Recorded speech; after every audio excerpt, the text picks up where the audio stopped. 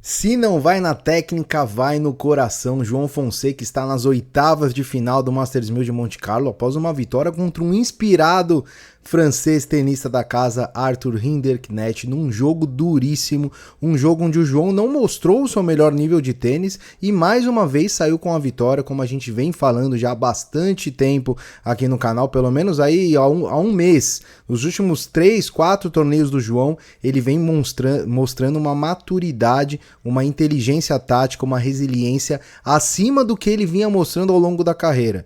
O João está em constante evolução. Hoje venceu um jogo onde pegou um adversário jogando muito tênis. O Arthur Hinderknecht acho que errou 1 ou 2 voleios no jogo inteiro. Subiu para a rede, foi mortal na rede, variou, sacou muito bem, deu deixadinha.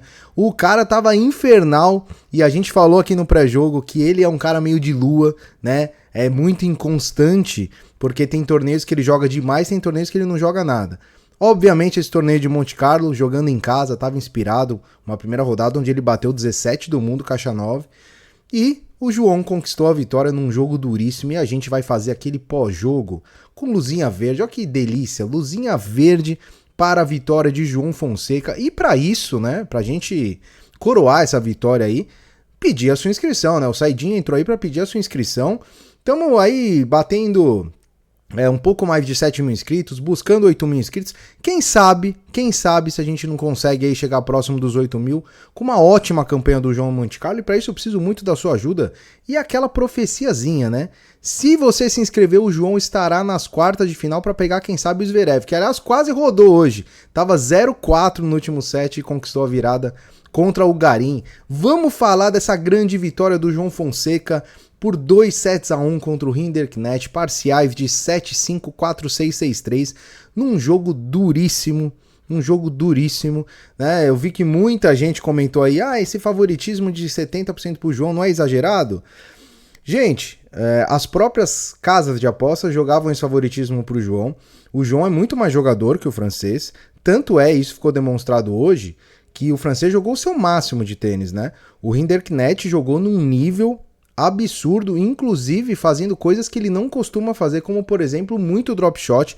Ele estudou o João, deu pra ver claramente que ele estudou o jogo do João, jogou muito no backhand do João e fez muita deixadinha, né? Mexeu muito o João. Só que no terceiro set, quando tava ali 3-3, por ali 4-3 pro João, ele começou a sentir um pouquinho fisicamente o francês. Começou a dar uma mancadinha de leve, andar um pouquinho mais devagar, baixou um pouco a intensidade. Um momento foi suficiente, um game que ele baixou a intensidade foi suficiente para ele perder o jogo. Então, enquanto o francês não jogava no seu nível máximo, ele não conseguia bater de frente com o João, né? Tanto é que o início do jogo do João foi muito bom, né? Quebrou o cara logo no começo, né? Acabou bobeando num game ali, sendo quebrado e tal. Primeiro set se encaminhava ali para um tie break e o francês sentiu sim. Acho que ele fez 2 duplas faltas, ou fez uma dupla falta no momento decisivo ali no finalzinho do set. Aliás, o João, né, foi quebrado com uma dupla falta também, mas o francês sentiu demais, perdeu o primeiro set 7-5. No primeiro game, logo no começo do segundo set, teve diversos breakpoints, não conseguiu quebrar. Quando parecia que a vaca ia pro brejo, ele foi lá e continuou, persistiu, conseguiu quebrar o João, e a partir dali ele praticamente não errou, né? Ele fez mais de 30 winners, eu vou até colocar os números do jogo, que pelos números do jogo dá pra ver o nível que esse francês jogou. Ele fez 32 winners e 30 erros não forçados. E o João, mais uma vez, mais winners que erros não forçados, 25-23, isso mostra uma maturidade tática do João, né, atacando no momento certo, e olha que hoje ele errou mais do que o comum, hoje não foi aquele João brilhante tecnicamente, né? Eu senti que o João estava com uma energia um pouco mais baixa, por alguns momentos eu achei até que ele estava um pouco apático no jogo, não estava conseguindo chegar nas curtinhas, não estava muito veloz como estava na primeira rodada, e o francês se aproveitou muito disso, conseguiu variar, deu muita curtinha, e ele dava as curtinhas, corria para a rede e matava o ponto na rede, né? Então foi um jogo assim que o João teve que ter um mental muito forte, né? A gente colocou aí no título no coração, porque de fato foi, né? Foi a parte mental e principalmente a parte de raça, de coração do João, que deu essa vitória para ele. Os grandes jogadores, mais uma vez falando, né? Eu tenho certeza que vai ter gente criticando aqui, se sofreu para ganhar do Hinderknecht, aquele mesmo papinho dos haters.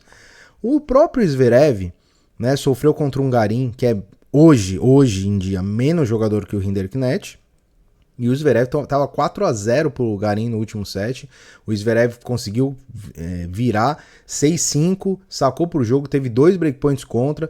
Sofreu, mas o que aconteceu no final? Ganhou. Os grandes jogadores sofrem pelo menos 1, 2 partidas por torneio, até torneio que eles são campeões, e você pode até incluir os caras top players mesmo.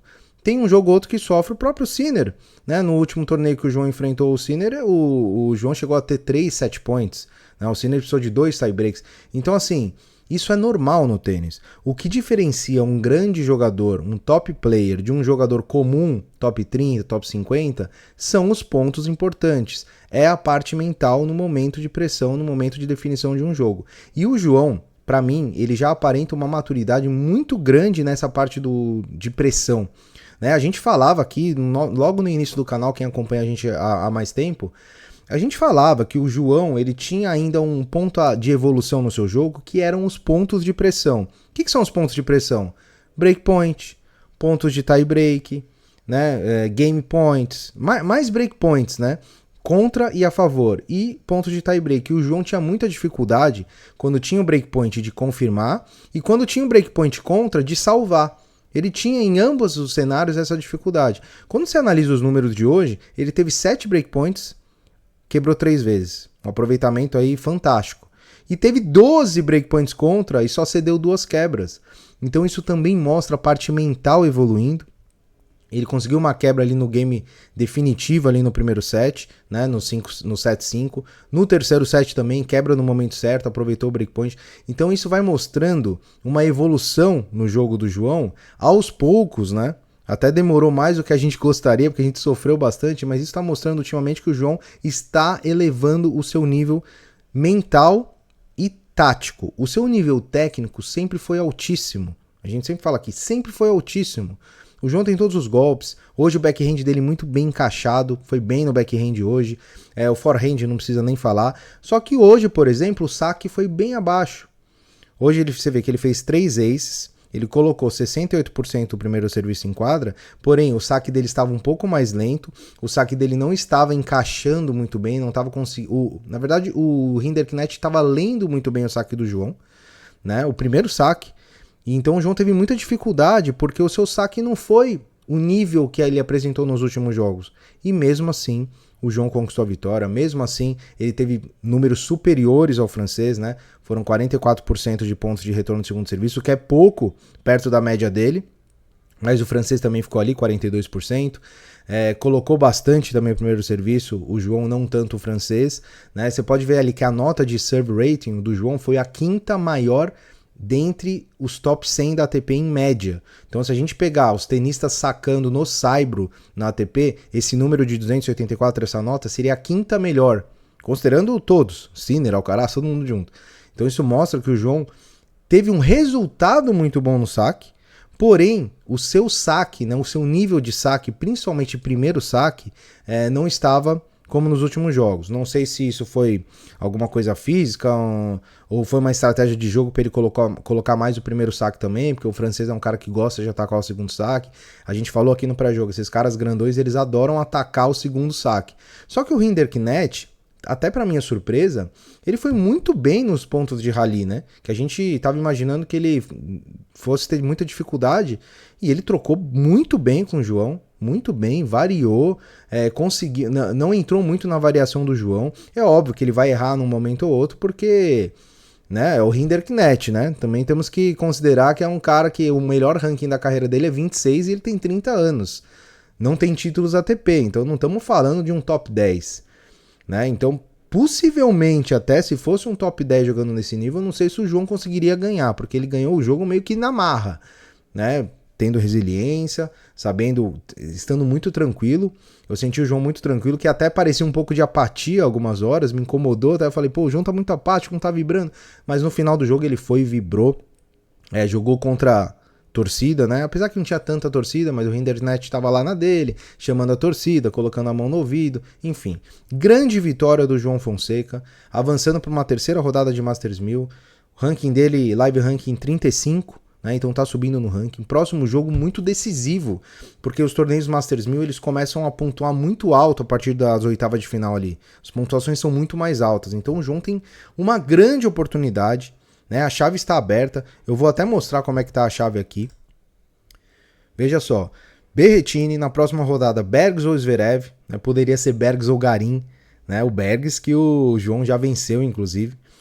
Ali a parte de baixo, os jogos não acontecem, só o jogo do Sinner aconteceu enquanto eu gravo esse vídeo, né? Estão jogando nesse momento o Aliassime e o Ruud, o Aliassime, aliás, estão jogando nesse momento o Aliassime, o Ruud e o Cerúndulo, né? Eles estão jogando nesse momento enquanto eu gravo o vídeo, vou até olhar quanto é que tá o placar aqui, mas eu fui ali pelo ranking, né? Pelo melhor ranking. Então o Aliassime tá jogando contra o Marin Cilic, comecinho de jogo, e o Cerúndulo provavelmente vai perder para o Mahat aí. Então seria Mahat e Sinner, né, ali na parte de baixo da tabela. Então, olha, interessante. Uma chave interessante ali para o João, né, vencendo o Berrettini, que a gente vai fazer o pré-jogo completo, mas o Berrettini não perdeu games. O Berrettini simplesmente meteu uma bicicleta no Medvedev hoje. Então é um jogo muito duro, o Berrettini sabe muito bem jogar nessas condições também. Todo mundo acha que o Berrettini é jogador de quadra rápida, mas ele vai muito bem no Saibro. Inclusive tem vários títulos no Saibro, a gente vai falar no vídeo pré-jogo. E passando ali do Berrettini, né, se Deus quiser, um Zverev numas quartas de final seria fantástico poder pegar aí um top 5 do mundo, né? Seria muito bom, na minha opinião, para o João Fonseca, e o João entraria para jogar de igual para igual. Certo? Então, hoje à noite, por volta de 19, 20 horas, vai sair o pré-jogo completo. Então, olha, ativa as notificações e se inscreva no canal. Se inscreva no canal, se puder, deixe um like, um hype. Aliás, né, se você chegou até aqui, eu sempre gosto de falar. Clube de membros bombando, a gente estava acompanhando o jogo hoje em tempo real, todo mundo ali no WhatsApp. Se você quiser fazer parte disso, preço de um chiclete, clique aí em Seja Membro, vem pro grupo do WhatsApp e vamos curtir esse momento, porque o João tá fazendo uma grande campanha e eu tenho certeza que não vai parar por aí. Certo? Se inscreva no canal, deixa o like, o hype, nos vemos no próximo vídeo, um abraço e até mais.